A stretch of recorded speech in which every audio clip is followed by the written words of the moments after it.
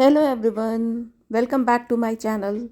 How are you all? I hope you all are fit and fine. So let's start today's video. This is the third lecture of chapter first, that is Matter in Our Surroundings of class 9th from NCERT Science. In previous lecture we had discussed about characteristics of particles of matter and different states of matter. Now we will continue the remaining part of this chapter. Let's start.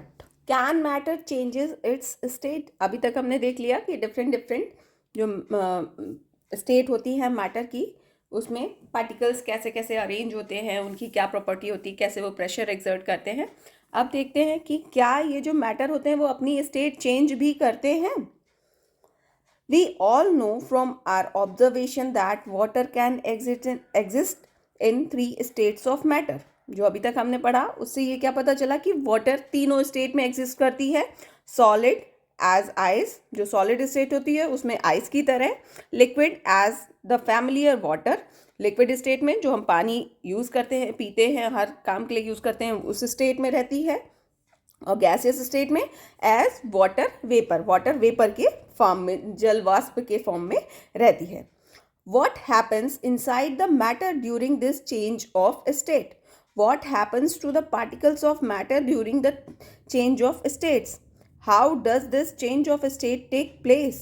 We need answer to these questions, isn't it?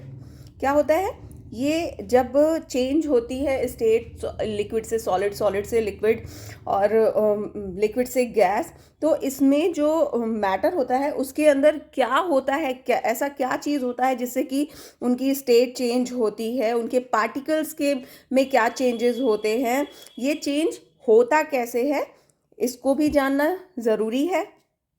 देखते हैं. Effect of temperature, effect of change of temperature. Temperature का क्या effect होता है, activity की help से देखेंगे. Take about 150 gram of ice in a beaker and suspend a laboratory thermometer so that its bulb is in contact with the ice as in figure 1.6.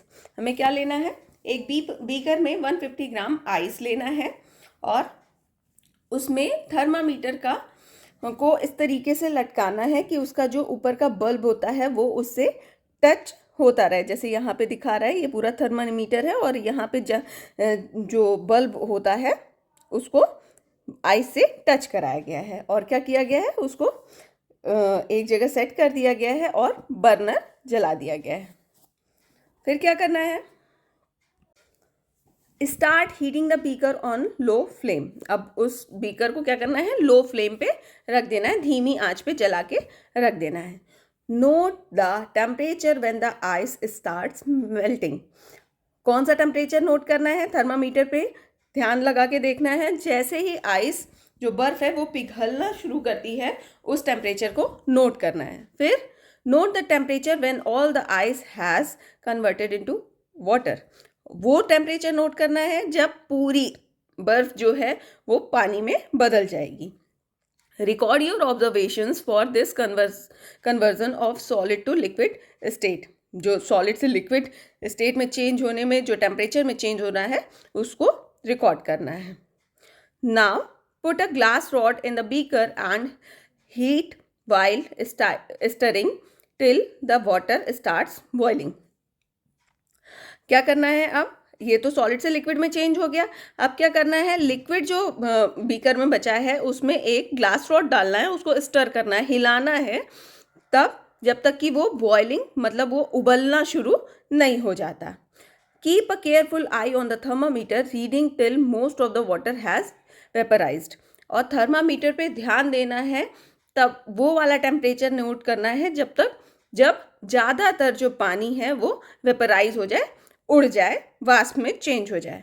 Record your observations for the conversion of water in liquid state to the gaseous state. अब यहाँ पे क्या note करना है, जो पानी liquid state में था वो जब गैसियस स्टेट में चेंज हो रहा है वो वाला टेम्परेचर भी नोट करना है. इससे हमें क्या पता चलेगा, क्या ऑब्जर्वेशन मिली. On increasing the temperature of solids, the kinetic energy of particle increases. Due to the increase in kinetic energy, the particle start vibrating with greater speed. The energy supplied by heat overcomes the force of attraction between the particles. The particles leave their fixed position and start moving more freely. क्या होता है, जब हम solid को गर्म करते हैं, उसका टेम्परेचर बढ़ाते हैं, तो उसके जो पार्टिकल्स होते हैं उनकी काइनेटिक एनर्जी बढ़ जाती है, गतिज ऊर्जा बढ़ जाती है, जिसकी वजह से क्या होता है, उनमें वाइब्रेशन होने लगता है। मीन्स ये वाइब्रेट करने लगते हैं, एक दूसरे से दूर थोड़ा जाने लगते हैं, मूवमेंट करने लगते हैं, जिसकी वजह से क्या होता है, जो एनर्जी उनको सप्लाई की जाती है उसकी वजह से उनके बीच का जो फोर्स ऑफ अट्रैक्शन होता है, जिसकी वजह से वो एक दूसरे के पास लगे होते हैं, एक जगह पे फिक्स रहते हैं, वो फोर्स ऑफ अट्रैक्शन कम होने लगता है और वो अपनी पोजीशन को छोड़ के जाने लगते हैं और फ्री मूवमेंट स्टार्ट कर देते हैं। A stage is reached when the solid melts and is converted to the liquid. और एक स्टेट ऐसी आती है कि उनमें मूवमेंट और फोर्स ऑफ अट्रैक्शन इतना कम हो जाता है और मूवमेंट इतना ज़्यादा हो जाता है कि सॉलिड क्या होता है, लिक्विड में कन्वर्ट हो जाता है, मेल्ट हो जाता है। The temperature at which a solid melts to become a liquid at the atmospheric pressure is called melting point. और वो टेम्परेचर जिस पे जो कोई भी सॉलिड एटमॉस्फेरिक प्रेशर पर सॉलिड से लिक्विड में चेंज होता है, उसको हम क्या कहते हैं, मेल्टिंग पॉइंट कहते हैं, गलनांक कहते हैं। गलनांक हिंदी से समझ में आ रहा है, गलनांक means गलना। The melting point of a solid is an indication of strength of force between its particles. जो melting point होता है वो क्या दर्शाता है, जो फोर्स ऑफ अट्रैक्शन होता है सॉलिड पार्टिकल्स के बीच में, उसको क्योंकि वो फोर्स ऑफ अट्रैक्शन जब कम होता है तभी ही सॉलिड लिक्विड में चेंज होना स्टार्ट होता है। The melting point of ice is 273.16 kelvin. जो आइस का मेल्टिंग पॉइंट होता है वो 273.16 केल्विन होता है। The process of melting, that is change of solid state into liquid state, is known as fusion. जो प्रोसेस होता है जिसमें सॉलिड, कोई भी सॉलिड लिक्विड में चेंज होता है, उस प्रोसेस को क्या कहते हैं, फ्यूजन कहते हैं। When a solid melts, its temperature remain the same. So where does the heat energy go? जब एक सॉलिड मेल्ट होना स्टार्ट हो जाता है तब वो एक टेम्परेचर पे पहुंच जाता है, और जब तक वो पूरा चेंज नहीं हो जाता लिक्विड में तब तक उसका टेम्परेचर सेम होता है, बावजूद इसके कि उसको और हीट दी जाती है। तो वो जो एनर्जी दी जाती है वो कहाँ जाती है? You must have observed during the experiment of melting that the temperature of system does not change after the melting point is reached till all the ice melts. जैसा अभी मैंने कहा कि जब हम मेल्टिंग का प्रोसेस करते हैं तो कोई भी सॉलिड जब गलना शुरू होता है तब एक टेम्परेचर पे पहुंच जाता है, उसके बाद जब तक वो पूरा नहीं गल जाता है तब तक उसका टेम्परेचर सेम ही रहता है, जबकि उसको अलग से हीट दी जाती है। तो उसकी हीट जो होती है वो कहाँ जाती है, जो एनर्जी दी जाती है वो कहाँ जाती है? This heat gets used up in changing the state by overcoming the forces of attraction between the particles, as this heat energy is absorbed by ice without showing any rise in temperature. क्या होता है कि वो जो heat फिर गलना, जब एक बार solid बर्फ या कोई भी सॉलिड गलना स्टार्ट कर देता है, उसके बाद जो एनर्जी दी जाती है, उसको जो हीट दी जाती है वो क्या होता है, वो उसके जो सॉलिड के पार्टिकल्स होते हैं उनके बीच जो अट्रैक्शन फोर्स होता है उसको कम करने में वो हीट यूज़ हो जाती है। आइस जो होती है वो उस हीट को एब्जॉर्ब कर लेती है, जिसकी वजह से टेम्परेचर नहीं बढ़ता है। It is considered that it gets hidden into the contents of the beaker and is known as latent heat. Since इसमें क्या होता है, जो हीट दी जाती है उसके बावजूद भी टेम्परेचर इंक्रीज नहीं होता है। तो क्या माना जाता है कि जो बीकर में जो भी कंटेंट लिया गया है, जो भी चीज़ ली गई है, जो भी सामग्री ली गई है, वो जो होती है उसके अंदर ये जो हीट होती है वो प्रेजेंट होती है। और इस हीट को क्या कहा जाता है? लेटेंट हीट, गुप्त ऊष्मा कहा जाता है। The word latent means hidden. Latent means क्या होता है? हिडन मीन्स छुपा हुआ, गुप्त। The amount of heat energy that is required to change 1 kg of a solid into liquid at atmospheric pressure at its melting point is known as latent heat of fusion। क्या होता है? जो atmospheric pressure पे 1 kilo solid को उसके melting point पे, उसका जो मेल्टिंग पॉइंट होता है उस टेम्परेचर पे उस सॉलिड को लिक्विड में चेंज होने में जितनी हीट की रिक्वायरमेंट होती है उसी को उस सॉलिड का क्या कहा जाता है? लेटेंट हीट ऑफ फ्यूजन कहा जाता है।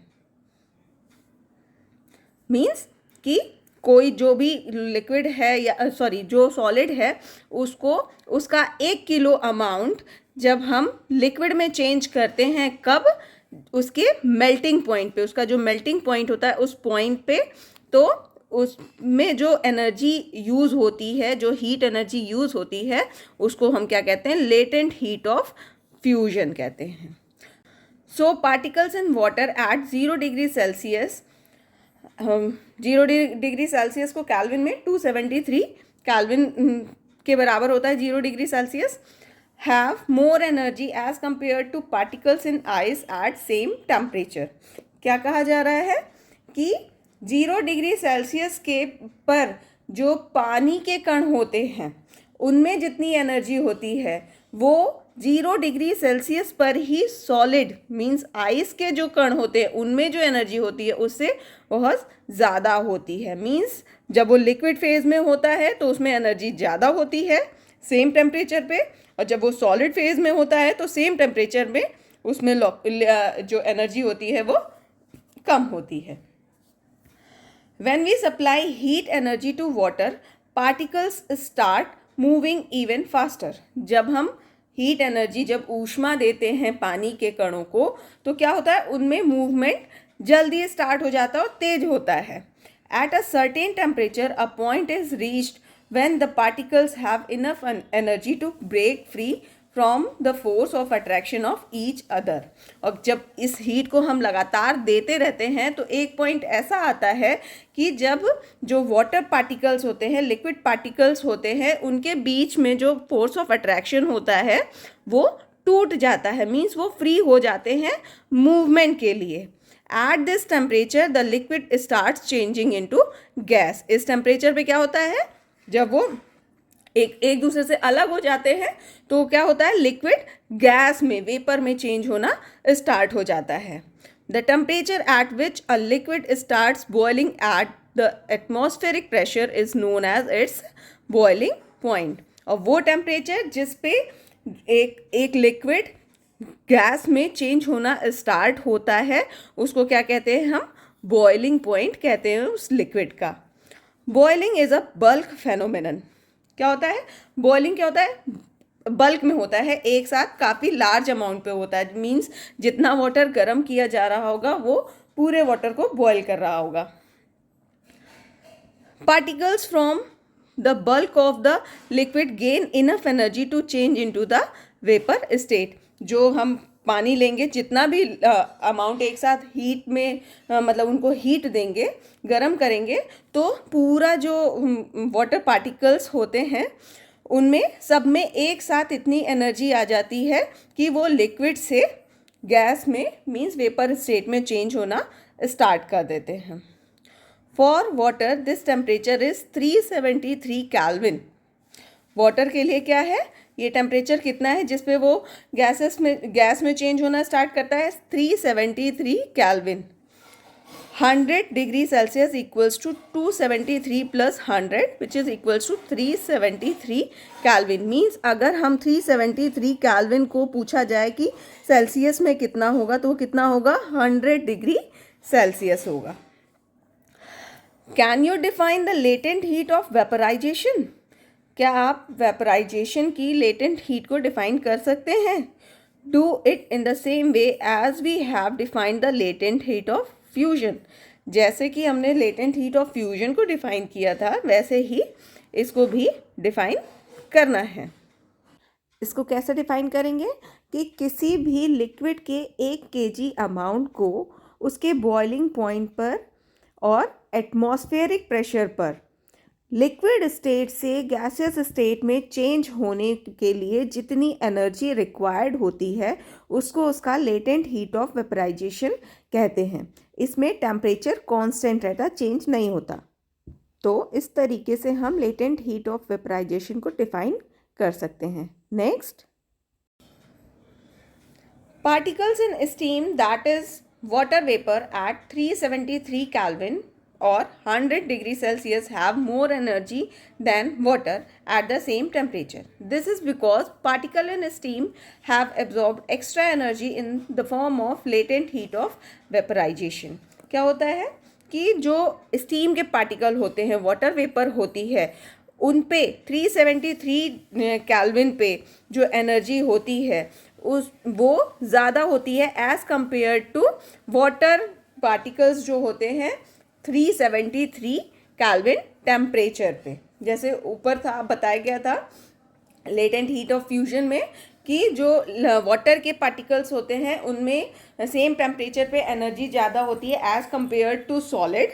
वैसे ही लेटेंट हीट ऑफ वेपराइजेशन में बताया जा रहा है कि जो वाटर वेपर में के पार्टिकल्स होते हैं उनमें सेम टेम्परेचर पे ज़्यादा एनर्जी होती है as compare two particles of water at same temperature.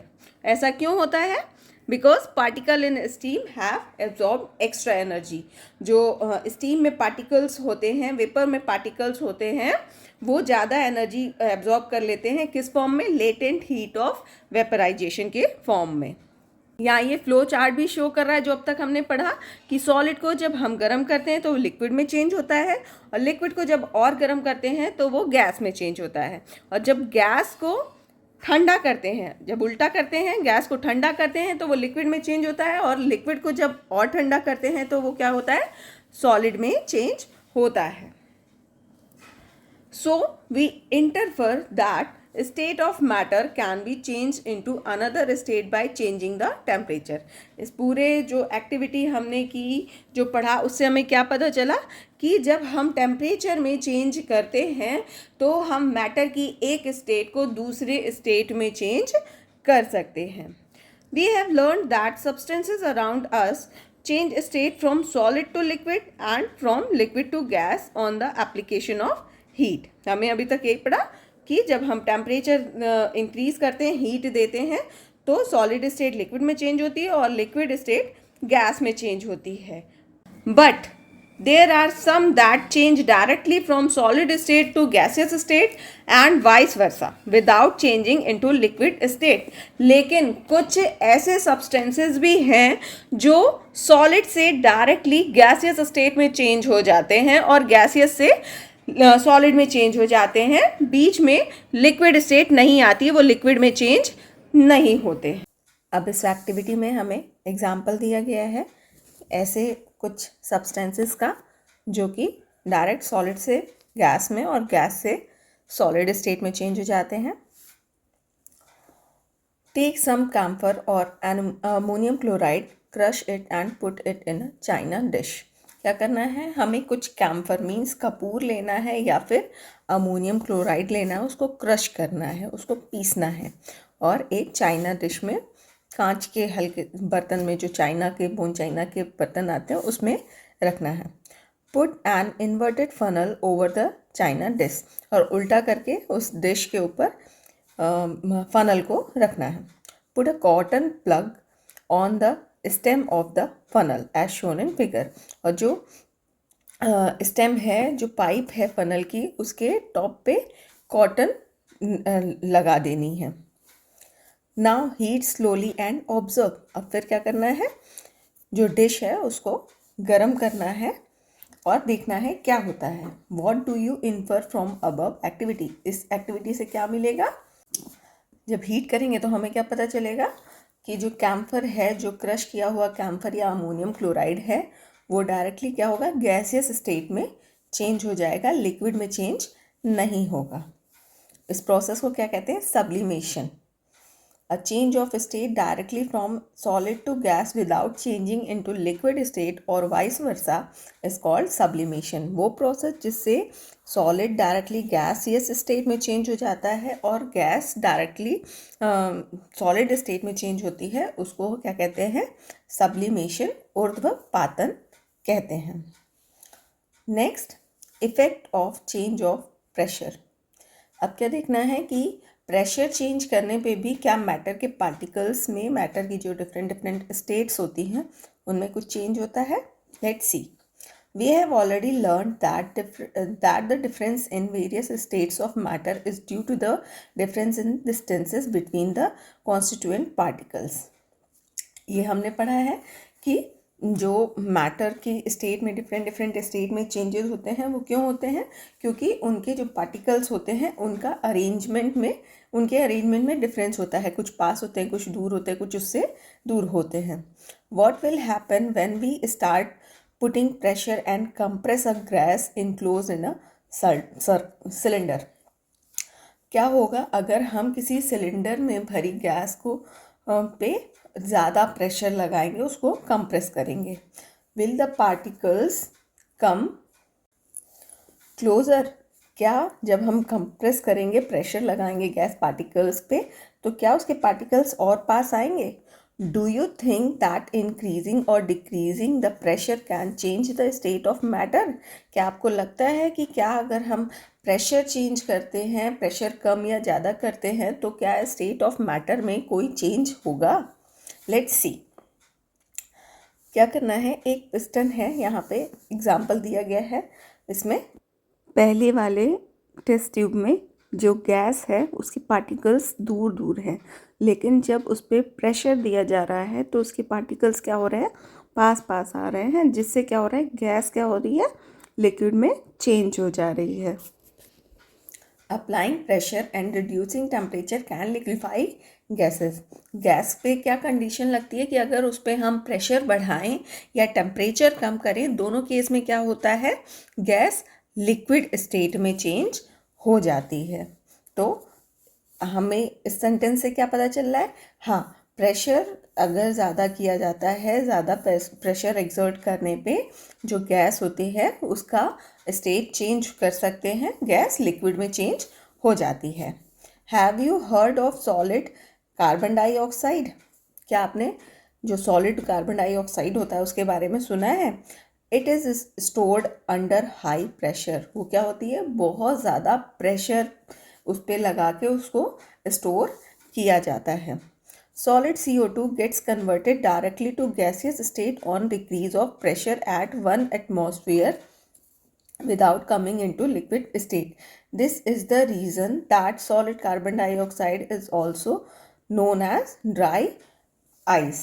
Solid carbon dioxide क्या होती है, वो जो हम शादियों में देखते हैं कि जब दूल्हा दुल्हन आते हैं या वरमाला टाइम में जो गैस वेपर सा गैस सा होता है, वो क्या होता है, वो सॉलिड कार्बन डाइऑक्साइड ही होता है। वो कैसे होता है कि उसको एक कंटेनर में काफ़ी हाई प्रेशर में स्टोर किया जाता है और जब उसको खोला जाता है तो उसका क्या होता है, प्रेशर चेंज हो जाता है। जब स्टोर किया जाता है तो क्या होता है, उसके अंदर हाई प्रेशर में स्टोर होता है और जब खोला जाता है तो उसका प्रेशर क्या होता है, लो हो जाता है, कम हो जाता है प्रेशर, जिसकी वजह से वो सॉलिड स्टेट से डायरेक्टली गैसियस स्टेट में चेंज हो जाती है और हमें वो गैस के फॉर्म में दिखाई देती है। Thus, we can say that pressure and temperature determine the state of a substance, whether it will be solid, liquid or gas. तो इससे क्या हम समझते हैं कि प्रेशर हो या टेम्परेचर हो, दोनों को घटाने बढ़ाने से जो स्टेट ऑफ किसी भी सब्सटेंस की स्टेट होती है वो चेंज होती है, चाहे वो लिक्विड हो, सॉलिड हो या गैस हो. प्रेशर और टेम्परेचर का इफेक्ट पड़ता है किसी भी सब्सटेंस पे.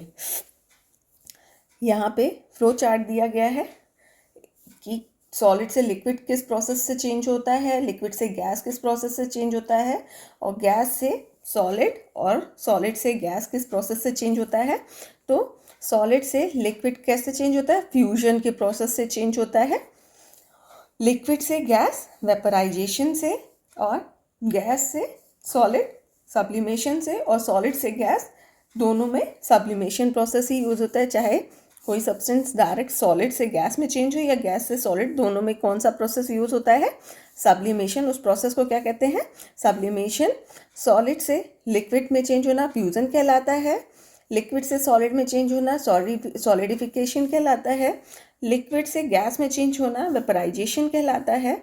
और गैस से लिक्विड में चेंज होना कंडेंसेशन का प्रोसेस कहलाता है. Now, thank you everyone. This is all about today's video. Further we will discuss in next lecture. If this video is useful for you, then please like, subscribe and share this video. And the links of remaining 2 parts of this chapter which has been already uploaded are given in the description box.